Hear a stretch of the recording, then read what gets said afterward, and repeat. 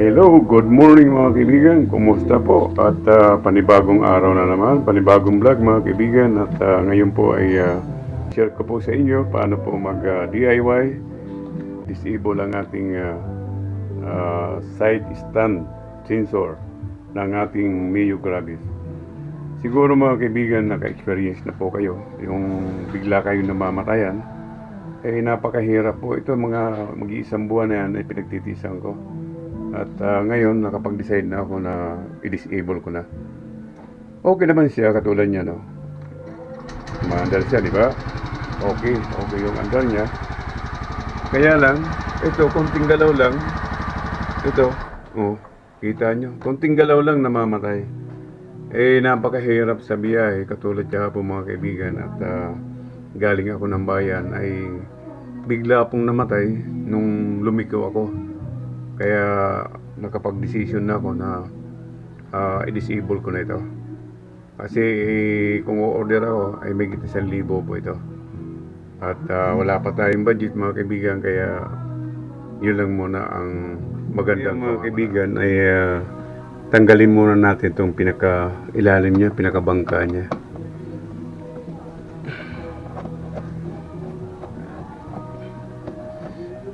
At ilang tornilyo lang naman to.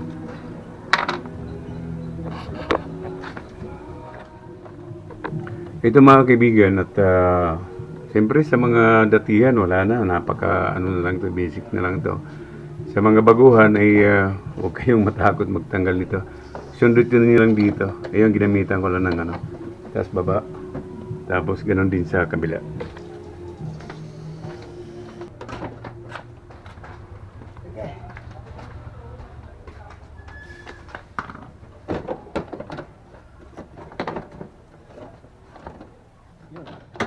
Hagapon.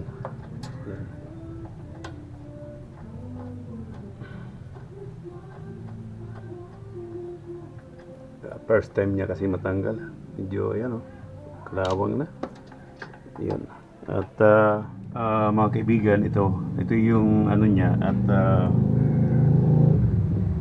ayaw kong hindi matanggal kasi dito. Ayan. Hindi matanggal. At tinatamad din akong dukutin dun sa pinagdugtungan dahil medyo malayo. Total, ang gagawin lang naman natin dito, hindi natin puputulin siya mga kaibigan. Ang gagawin ko mga kaibigan ay babalatan lang, tapos pagdidikitin natin.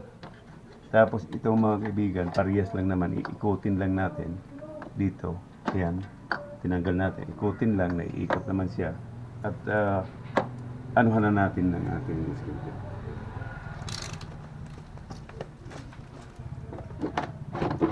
Yung ganun lang kasimple, at medyo mapapaganda pa tayo. Hindi tayo hindi na tayo magdudukot doon. Tubig nga, may tubig siya mga kaibigan, pinasok ng tubig. Siguro sa sipin mo sa tagal ng mahigit tatlong taon, ay yun, mayroong tubig sa loob. Dahil dati biniyahin namin to ay ulan. At ito maganda mga kaibigan, sa ganitong pamamaraan, medyo madali. Hindi kayo mahihirapan, ganun lang, tanggalin nyo yung ano dito. I-ano nyo lang, napakadali. Kaysa naman hanapin pa natin dun sa dulo, ay magtatagalan tayo. Ito. Yung iba mga kaibigan ay mayroon akong napanood, pinutol nila ito. Pero sa akin, hindi ko po siya puputulan. Pagdidik at anuhan natin ng konti.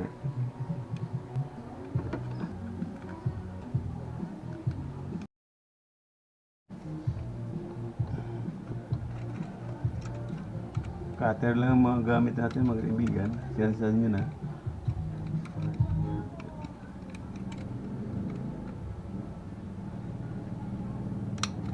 Importante mabalatan lang.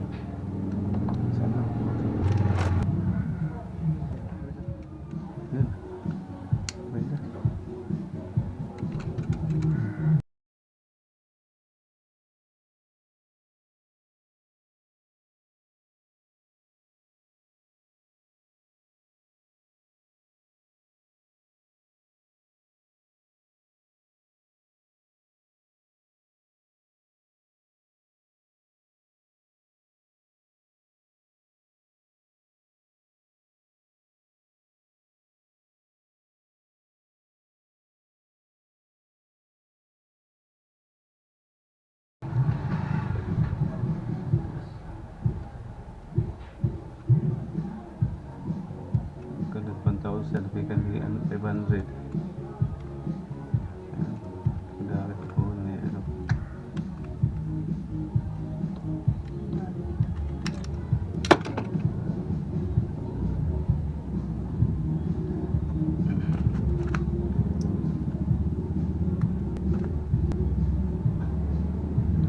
Yun mga kaibigan ay nabalatan na natin ito.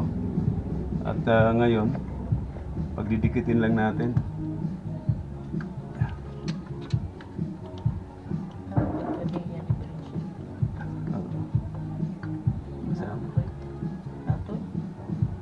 Sensor eh, wala na.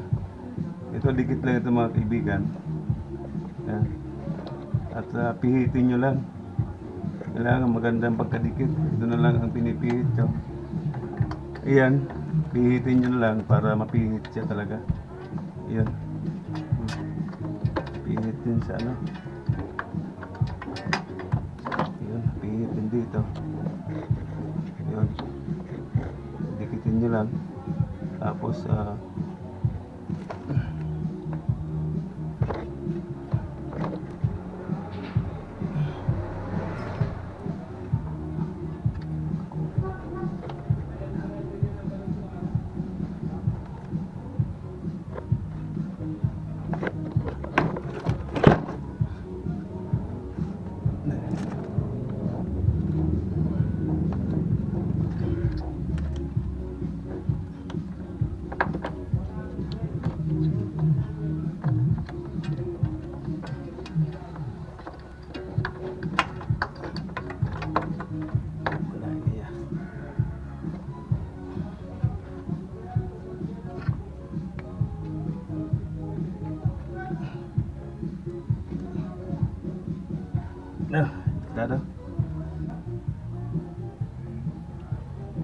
yun mga kaibigan at maganda ng pagka okay. Nakukulit eh.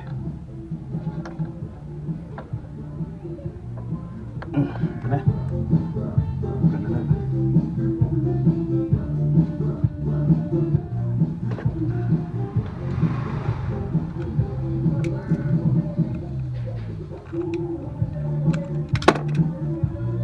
Okay. Maganda ng pagkapihit.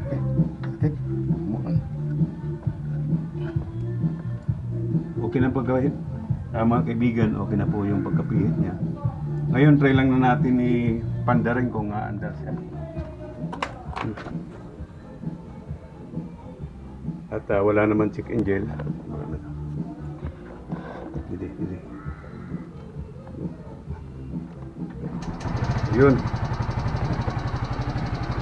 Yun, umandar mga kaibigan. At kahit natin ibaba ito, ayan, wala na.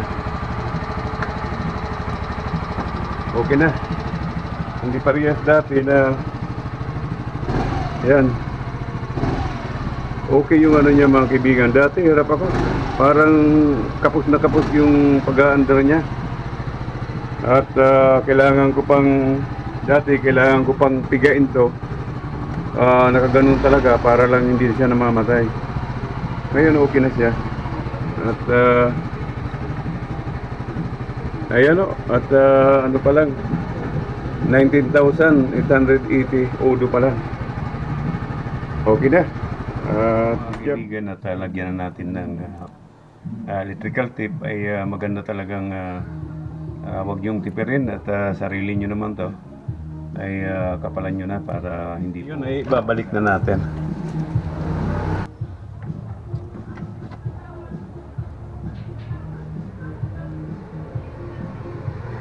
So mga kaibigan, ibalik na natin yung tornilyo.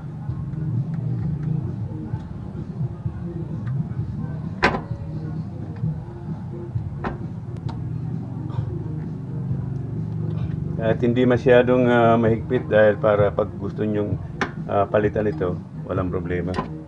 Okay na po. Yun lang mga kaibigan, napakadali po pag-disable po ng ating side stand sensor. At para sa akin, mas maganda talaga na ganun na lang direkta ay para wala tayong problema sa ating biyahe. Okay, at sana mga kaibigan nakatulong ako sa inyo. sa ating pagdi-DIY at doon po sa mga baguhan, ay wag po kayong matakot, basta manood lang kayo at suriin nyo talaga ang pinakamaganda pong pamamaraan paano po mag-disable ng ating side stand sensor para hindi tayo magkakamali. At wag kayong matakot, lakas lang ng loob at yun po ay kayang-kaya natin. Okay, yun lang at lagi po tayo mag-ingat sa lahat ng oras, mga kaibigan. At kung maaari lang po ay pengi naman po ng isang subscribes.